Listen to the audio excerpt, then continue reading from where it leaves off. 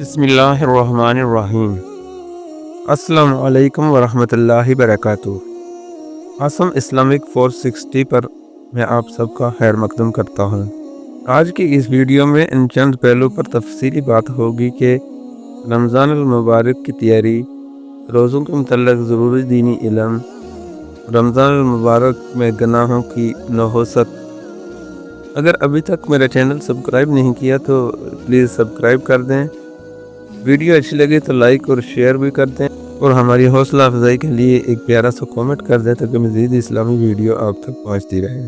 صحابہ کرام بھی شعبان المعظم کا چاند نظر آتے ہی رمضان المبارک کی تیاری شروع کر دیا کرتے تھے۔ حضرت سیدنا انس رضی اللہ تعالیٰ عنہ فرماتے ہیں کہ شعبان کا چاند نظر آتے ہی صحابہ کرام تلاوت قرآن پاک کی طرف خوب متوجہ ہو جاتے، اپنے اموال کی زکوٰۃ نکالتے تاکہ غربا اور مساکین مسلمان ماہ رمضان کے روزوں کے لیے تیاری کر سکیں۔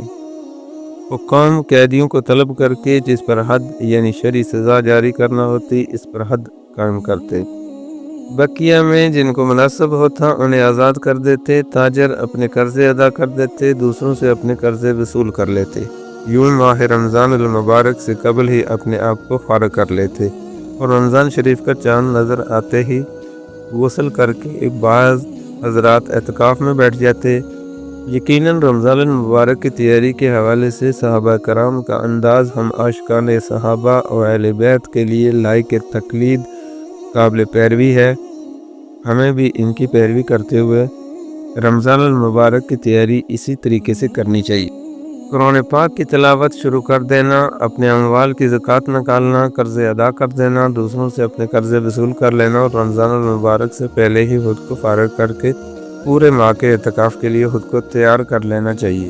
مگر بدقسمتی سے آج لوگ دین کی بجائے دنیا کو زیادہ اہمیت دینے لگے، اور اکثریت دنیاوی کاموں میں ہی مشغول دکھائی دیتی ہے، جبکہ دینی کام اولاً تو ایک تعداد ہے جو کرتی ہی نہیں، اور جو کرتے ہیں ان کی ایک باری تعداد کا انداز جیسے تیسے کر کے اپنے گمان میں سر سے اتارنے والا ہوتا ہے۔ نماز، زکوٰۃ وغیرہ دیگر عبادات کی طرح روزوں کے حوالے سے بھی یہی حال ہے۔ روزوں کے متعلق ضروری دینی علم حاصل کر لیجئے۔ روزہ کس پر فرض ہے؟ سحر و افطار کے درست اوقات کیا ہیں؟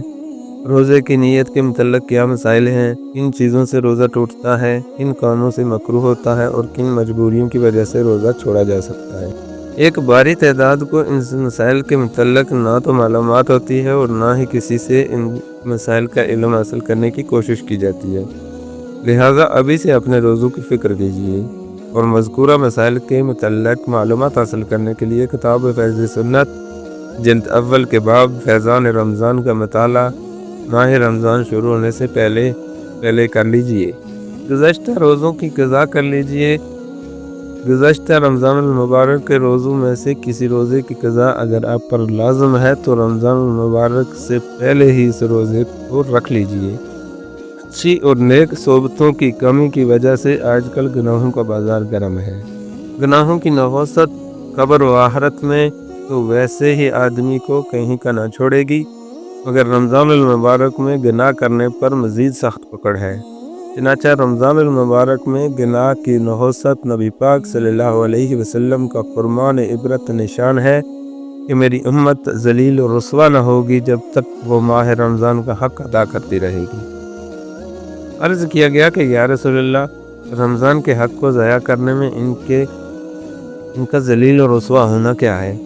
فرمایا، اس ماہ میں ان کا حرام کاموں کا کرنا۔ بس تم ماہ رمضان کے معاملے میں ڈرو، کیونکہ جس طرح اس ماہ میں اور مہینوں کے مقابلے میں نیکیاں بڑھا دی جاتی ہیں، اسی طرح گناہوں کا معاملہ بھی ہے۔